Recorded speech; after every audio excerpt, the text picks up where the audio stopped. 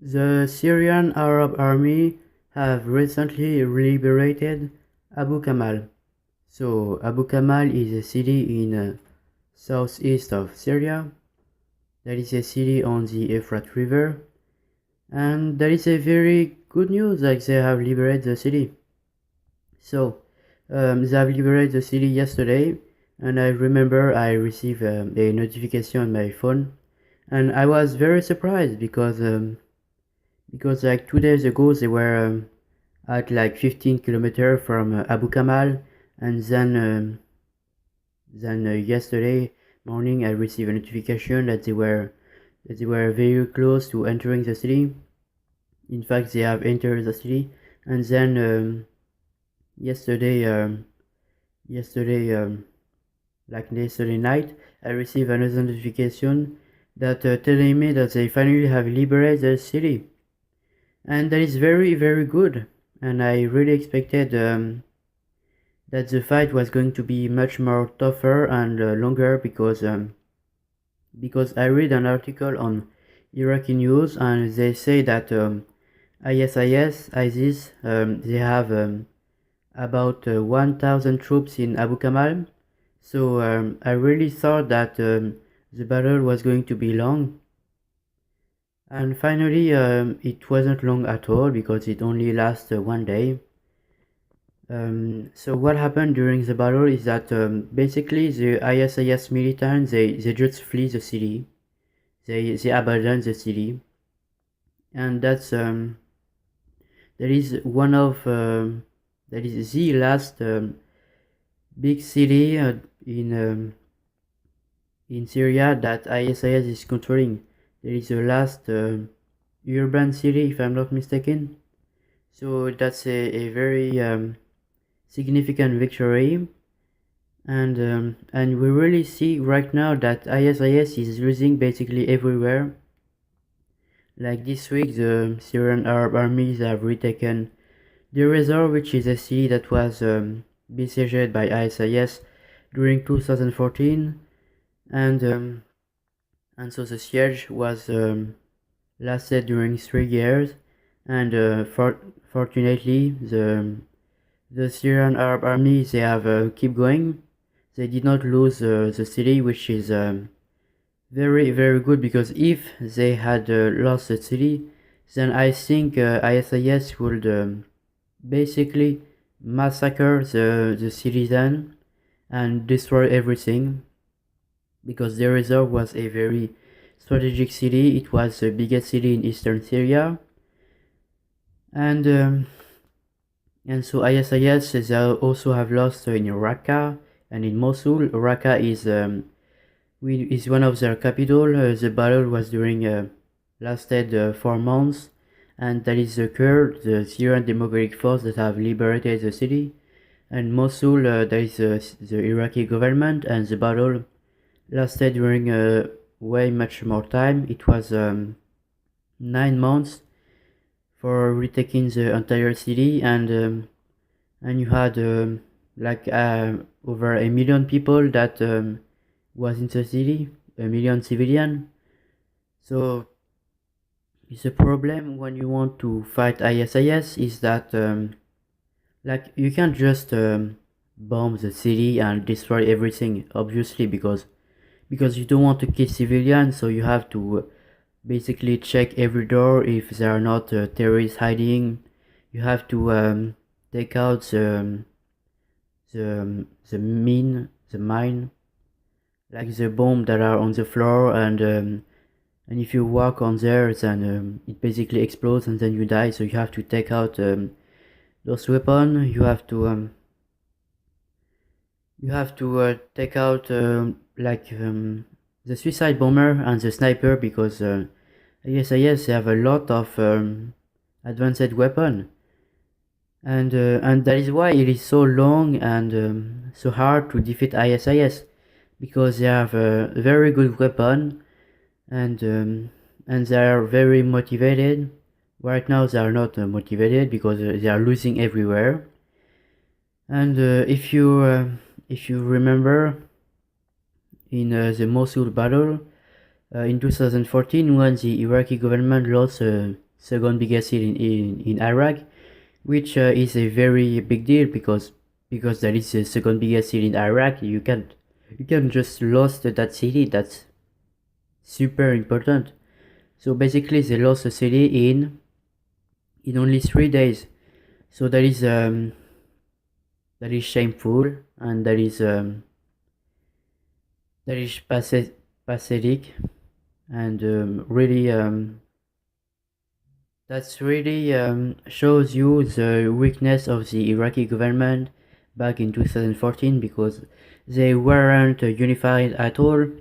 So they lost the city. They didn't even fight, like they just flee the city, which is even worse. Like in 3 days, they lost the second biggest city in Iraq. How how can you do that? How is that even possible? Like the Americans, they have rebuilt the Iraqi army like several times. How can you lose the city in only 3 days? And also, like there were like 50,000 Iraqi army, and they lost to a few thousand ISIS member. So so the Iraqi army and the Syrian army are much tougher than in 2014, because by example in Syria you have the Russian that really help the Assad government to retake vast swaths of land, because Assad was in big trouble, because the problem with the Syrian army is that they are not able to fight on different sides. I think because remember when the Syrian army have retaken the very strategic city of Aleppo in December 2015. Well, or maybe it was 2016. It is possible. So yes, they have lost just after they have lost Palmyra, which is a very important city in the desert, with very famous monument, and precious monument. And so ISIS have destroyed the monument, and they were historic monument, like so that's why it really matters. So basically they have lost Palmyra just after they have taken Aleppo, because the problem is that the Syrian armies are not able to fight on different sides. So now they are more able to, because with the help of the Russian army. And in Iraq is that you have the Shia militia that are really helping the Iraqi government. You obviously have the United States US-led coalition with like over 16 countries in Iraq and Syria. So that is very good to defeat ISIS, because they are very difficult organization to defeat, because like Syria and Iraq, before 2014, before ISIS rise, they were very unstable countries. So that is why ISIS was able to take so much territory. And last point that I want to make is that we don't know what is going to happen once ISIS is defeated, to be exact, because by example in Syria, the United States have said that Assad is a brutal dictator that is killing his own people, that we have to take out Assad, that we have to do regime change, we have to impose a no-fly zone. So once ISIS was in Syria and they have taken vast swaths of territory, basically the US have flipped their position, because they didn't want the ISIS militant to take over of the entire country of Syria, and so they flip on position, and they fight ISIS, which is a very weird position that they have taken, because they didn't want to ally with Assad, and in the same time they fighting ISIS. So if you want to fight ISIS, you mean Like at least you should be coordinate with the Syrian government. I mean that will be so much better to fight them because the Syrian Arab Army is basically the only army in Syria that is able to take over vast vast swaths of territory. They are the only army that are able to defeat ISIS with the Syrian Democratic Forces also. So one of the problem is that after ISIS is defeated, then what the hell is going to happen? Does the United States is going to do something to oust Bashar al-Assad? We don't know. Those the Russian are going to continue their military operation once ISIS is defeated? We don't know. Maybe they're going to say, oh well, Bashar al-Assad is able to win this war without us, so as the Russian, we are pulling out of Syria. We don't know. Those like Israel or Saudi Arabia or the US is going to strike the Syrian government. I mean, there is the only possibility to have a rebel victory because right now they don't win. Like they're not gonna win. Also, they control between 5 and 10% of the Syrian population, and about the same amount of territory. So yeah, I think if the Russians still keep involved in Syria, like you will have a further tension between the United States and Russia because they will support opposite side, which is called a proxy war when you have two different countries that are fighting each other by using other country, so by not fighting directly each other, which is what happened in the Cold War, if you remember. And so in Iraq, once the war is over, basically, you still will have tension between the government and the Shia militia because the Shia militia are basically doing what they want, and you can't really control them. Like you have the PMU, the Popular Mobilization Unit, and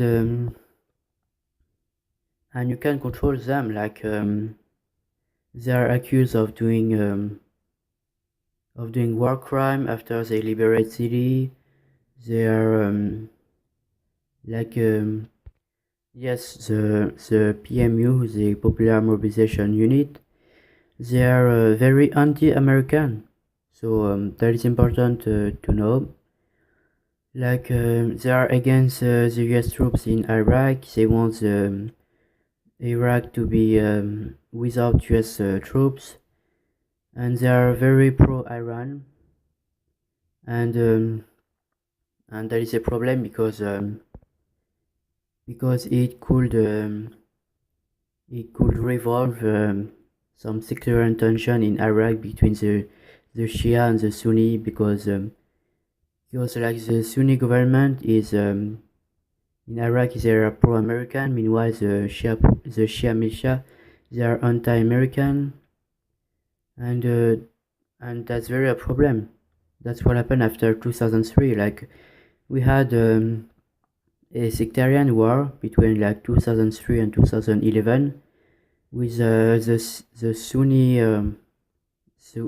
insurgency and also a Shia insurgency that the US was fighting, and and that was very complicated to fix. Like the Sunni insurgency, which was Al Qaeda in Iraq, they moved to the west of they moved west to the desert in Anbar in Iraq, and they stayed there until the Syria war started, and then they moved to Syria, and then they become ISIS, and you know the story. So